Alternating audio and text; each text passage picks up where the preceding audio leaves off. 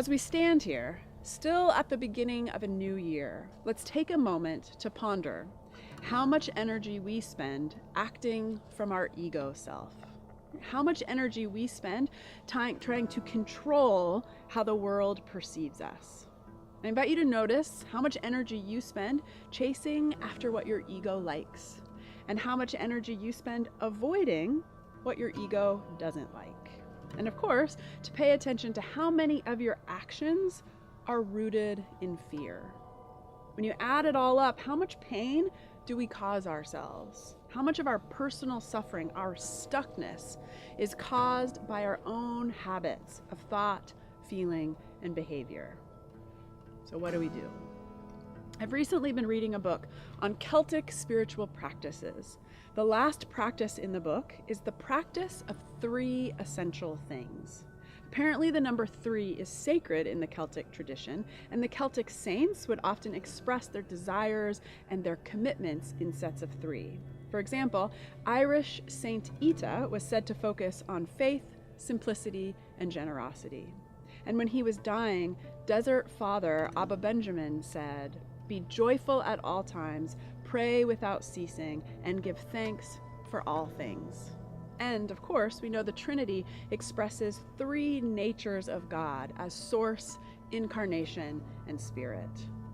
The practice of 3 essential things can help us discern what's most important as we work to move away from the habits that keep us stuck and in pain, as we work to move through life with a greater sense of intention. Of course, there's no such thing as the perfect 3 things, right? It's up to each one of us to craft our own list. But the number 3 is important. As the author of the book I was reading, Christine Walters-Paintner, writes, "I love that they come in 3s, as 3 is a number which helps us break past dualities. We tend to view life in either or black-white dichotomies. When the 3rd possibility enters, we are invited to hold the complexity and mystery of life and realize that life is so much vaster." Reading through this practice, I pondered my own connection to sets of 3s, and a few things came to mind. First, one of my favorite biblical quotes from the prophet Micah. "He has told you, O mortal, what is good. And what does the Lord require of you but to do justice, to love kindness, and to walk humbly with your God?" And second, which will be the focus of our sermon this morning, is the practice of Kriya Yoga, or yoga in action. Kriya Yoga consists of, you guessed it, 3 parts. The Yoga Sutras teach us that these 3 essential things can weaken the causes of suffering in our lives, can weaken our ignorance, our ego, our attachment, our aversion, and our fear. So this sutra, Sutra 2.1, I'll chant it for you.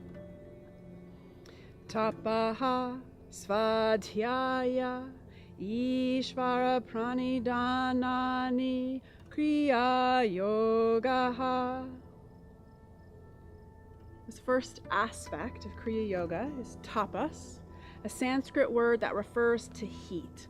Tapas is the practice of self-discipline and effort. It's the practice of building enough internal heat to burn off any impurities that exist within our system. It's the practice of building enough internal power that we can stay strong in the commitments we make. The second aspect is svadhyaya, which is a concept we explored in a sermon last month. It refers to study.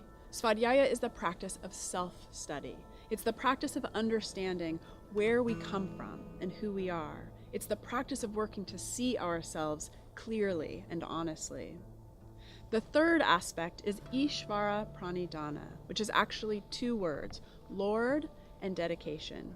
It's important here to understand that yoga is not a religion, and Ishvara is not a sectarian creator god that you are being asked to believe in. Ishvara is said to be a special self, one that exists beyond the bounds of space and time. Ishvara Pranidhana is the practice of trying to understand how we fit in the cosmos. It's about surrendering our ego and understanding our self as part of a much larger self. It's the practice of dedicating all our actions to something higher than ourselves.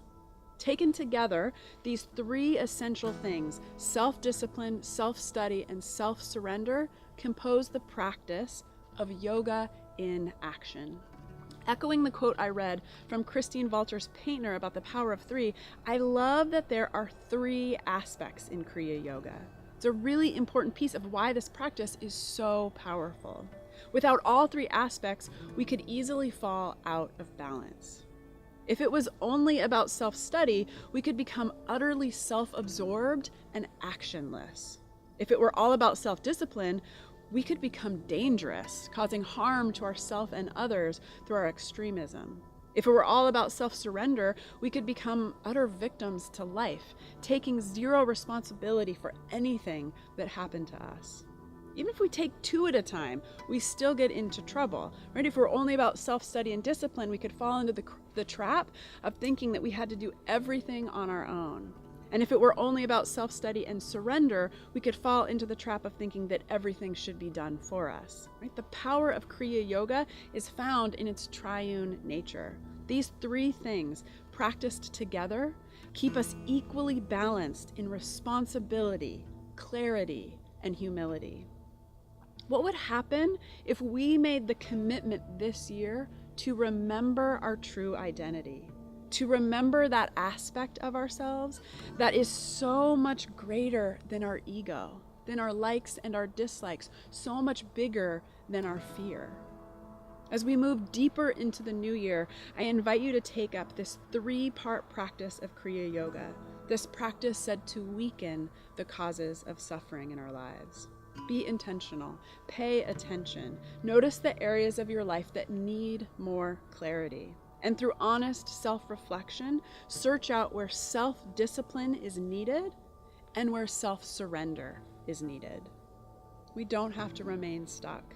We don't have to live at the whims of our ego self, chasing after likes and dislikes, right? We can decide to connect with, to remember, and to act from what's most essential in our lives.